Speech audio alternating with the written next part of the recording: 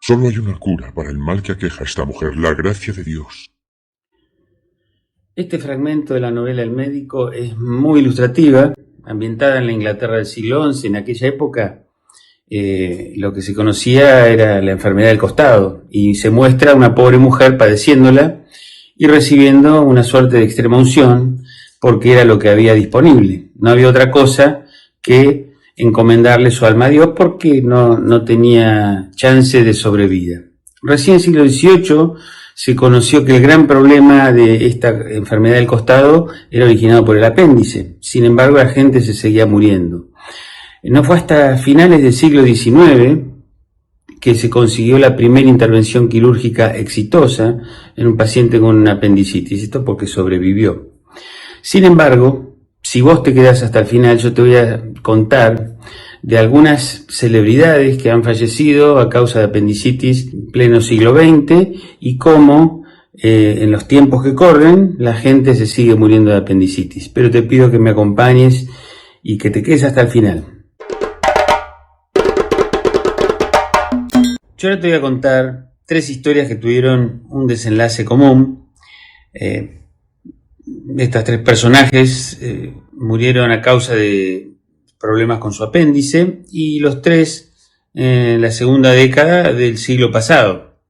Pero antes me siento en la necesidad de hacerte saber que probablemente este es un tema que a mí me moviliza mucho, porque yo en mi infancia tengo el recuerdo de haber perdido a mi abuela a causa de un diagnóstico tardío de su apendicitis.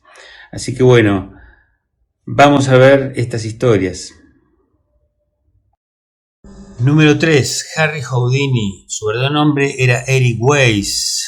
Él nació en 1874 en Budapest, Hungría.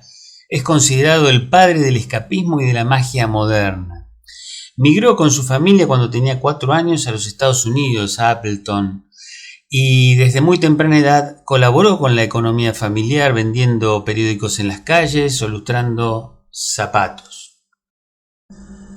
Su historia en el mundo de la magia comienza a muy temprana edad, entre los 8 y los 9 años, cuando su padre lo llevó a ver un espectáculo del Dr. Lin, un mago ambulante, y enseguida supo que quería ser mago y empezó a trabajar en circos, y trabajó como trapecista, como malabarista y como contorsionista. Enseguida devoró libros de magia, y uno que le fascinó es el del Dr. Robert Houdin, a quien no tardó en idolatrar. Él incluso adoptó su nombre, al que le agregó una I, por eso en lugar de Houdin, Houdini. Muy pronto se cansó de la rutina circense y de la prestidigitación. Él quería aprovechar su resistencia física, su habilidad de contorsionista y su alto conocimiento como cerrajero para migrar al mundo del escapismo y así idear trucos maravillosos que llevan su registro, porque él fue el primer mago en registrar como propiedad intelectual los trucos que él iba ideando. Cuentan que una vez en una comisaría le pidió al comisario que lo encarcele, y al poco tiempo no solo que se escapó, sino que liberó a los presos, los cambió de celda. Lo que más le gustaba eran los trucos al aire libre, los espectáculos en vivo, porque esos eran los que más repercusión generaba en la gente.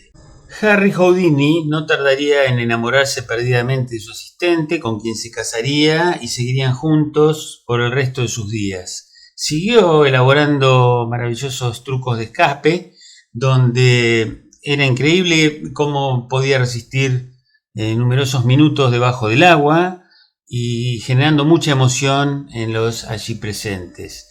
Esto desencadenó que tuviera giras por toda Europa, y donde conoció al creador de Sherlock Holmes, a Sir Arthur Conan Doyle, con quien entablaría una gran amistad. Esta amistad se malograría prontamente por las creencias de Conan Doyle en los fenómenos paranormales o en el espiritismo, porque Harry Houdini, luego de perder a su madre estando en Europa y con la obsesión de no haberse podido ir a despedir, visitó muchísimos médiums y espiritistas y fue desenmascarando a uno por uno. Había muchísimo farsante queriendo aprovecharse de la desesperación de tantos familiares de víctimas de la Primera Guerra o de la gripe española por aquellos días.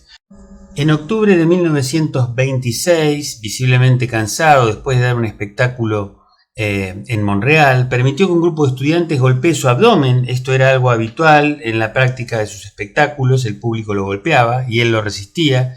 Sin embargo, se creyó que esto desencadenó una apendicitis con una peritonitis que originó el inicio del fin de la vida de Harry Houdini. Con el tiempo se supo, y fue así un hallazgo de autopsia, que la causa de muerte fue una peritonitis apendicular. Houdini tuvo tiempo de darse cuenta que se iba a morir y le alcanzó a prevenir a su esposa de que no se dejara engañar por los espiritistas de turno y le pasó una clave, un código secreto con el que él se iba a presentar en el caso de que pudiera volver de la muerte. Lastimosamente, la esposa, a todas las reuniones de espiritismo que asistió durante muchísimos años después de la muerte de Harry, jamás consiguió que ninguno le pudiera revelar el código secreto. Es sin lugar a dudas que Harry Houdini ha dejado una impronta tal que hace que 100 años después de su muerte todavía lo recordemos y sigamos hablando de él. Vamos al número 2, Rodolfo Valentino. Rodolfo Pietro Filiberto Raffaello Guglielmi di Valentino era su verdadero nombre. Nació el 6 de mayo de 1895 en un pueblito al sur de Italia, en una aldea de 100 habitantes. Su familia era muy pobre y su padre falleció cuando él apenas tenía 10 años. Con las monedas que juntó como agricultor, a los 17 años migró a París, pero enseguida se quedó sin dinero. Con la ayuda de un tío consiguió viajar a Nueva York, donde se instaló y necesitó vivir en las calles y hacer de todo. Trabajó de jardinero, de lustrazapatos, de bailarín, de gigoló. Y fue como gigoló justamente que conoció hombres y mujeres influyentes que lo conectaron con el mundo del cine en Hollywood. Al principio hizo papeles de reparto y marginales, pero enseguida su porte refinado, su capacidad de bailarín y sus dotes histriónicas que lo llevaban a poder representar un bon vivant, un jeque árabe o de pronto un torero, recordemos que hizo la primera versión de Sangre y Arena, o bien un gaucho argentino y un gran bailarín de tangos. Valentino fue un excelente bailarín de tango y le imprimía un estilo muy particular. Algunos incluso creen que gran parte de la popularidad que alcanzó el tango en aquella época se debió a esos pases de baile que él ejecutaba en aquel cine mudo de aquellos tiempos. Él siguió consolidándose como estrella de Hollywood, incluso fue tildado como el primer sex symbol de la industria. El término Latin Lover fue acuñado justamente para él. Siendo uno de los actores mejor pagos de la época, tuvo una vida de excesos, amoríos, escándalos, pero también se siguió consolidando como un gran actor en aquella época. Y así fue comprometido para rodar 11 películas, de las que solamente, debido a su corta vida, pudo filmar 7. El 23 de agosto de 1926, después de almorzar en una trattoria, no alcanzó a llegar al auto, se descompuso gravemente, se desvaneció y cuando lo llevaron al hospital llegó muerto. La causa de muerte, según la autopsia, fue una complicación de una apendicitis que ya llevaba algunos días.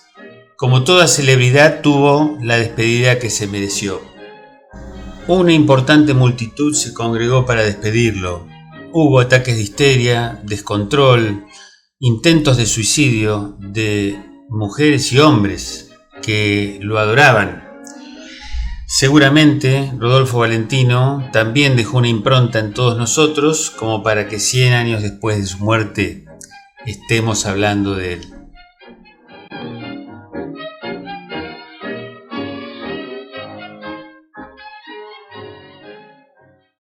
Número 1. Germán Rorschach. Rorschach nació en Suiza en noviembre de 1884 en el seno de una familia muy humilde. Su padre era pintor y daba clases de arte en una escuela preparatoria para varones. Germán, cuando cursó sus estudios secundarios, fue enseguida apodado Kleg, que significa mancha de tinta, porque tenía una gran afición a entintar papel, dobladillarlo y generar imágenes parecidas a las de aves o mariposas. Al terminar la secundaria tuvo algunas dudas porque eran muchas las cosas que le gustaban. Le gustaba el arte, las ciencias naturales, pero finalmente se inclinó por la medicina y consiguió graduarse en 1909. En 1911 se involucró de lleno en la psiquiatría. Se interesó, conoció la obra de Sigmund Freud y se hizo fanático del psicoanálisis. En 1917 hay un colega que se llama Simon Hens que presenta un trabajo sobre manchas sin formas y la proyección y fantasías que hacen niños escolares, adultos normales y enfermos mentales sobre estas manchas, y esto lo inspira por demás a Hermann, que tenía oro en polvo, conservaba 40 tarjetas con unas manchas espectaculares. De esta forma, Hermann llegó a seleccionar 15 de las 40 tarjetas y generó su propio trabajo de investigación en 117 pacientes neuróticos y 118 pacientes psicóticos. ¿Qué ves? ¿Qué puede ser esto?, les preguntaba. Fue así que describió el psicodiagnóstico basado en el método proyectivo. Rorschach consigue que los pacientes proyecten frustraciones, emociones, conflictos ante el estímulo de imágenes ópticas ambiguas como eran sus manchas de tinta.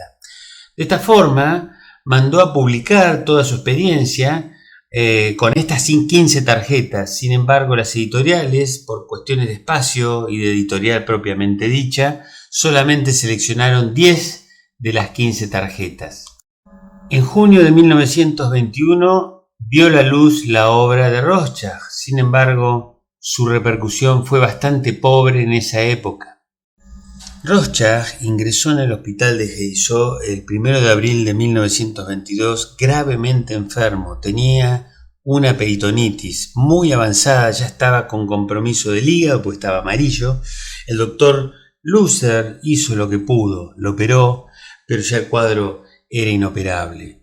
Había fallecido el 2 de abril a causa de una peritonitis apendicular con apendicitis de muchos días de evolución. Algunos meses después de su fallecimiento, su libro tuvo una repercusión increíble que él jamás llegó a disfrutar. Sus láminas y su psicodiagnóstico y sus pruebas proyectivas siguen hoy, en pleno siglo XXI, más vigentes que nunca. Que se haya muerto gente en la antigüedad, en la Edad Media, es absolutamente entendible, ni siquiera se sabía de qué se moría. Aún los que se murieron al principio del siglo XX, como estos 3 personajes aquí descritos, hasta lo podemos entender porque estábamos en la era preantibiótica.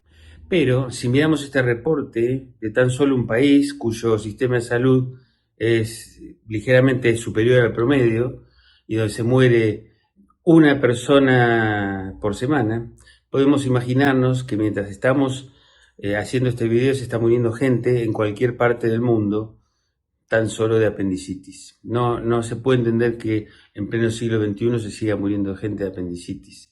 Es muy importante que veas el próximo video porque te ayuda a entender por qué se puede errar en el diagnóstico de una apendicitis.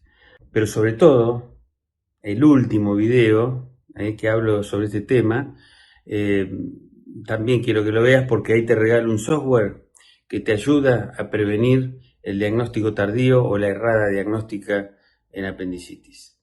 Espero que te haya gustado este video, que sientas que puede ser útil para alguien más y por ende lo compartas, que te suscribas a mi canal, que me dejes un me gusta y que me acompañes siempre en los próximos contenidos que voy a estar brindando en los próximos meses.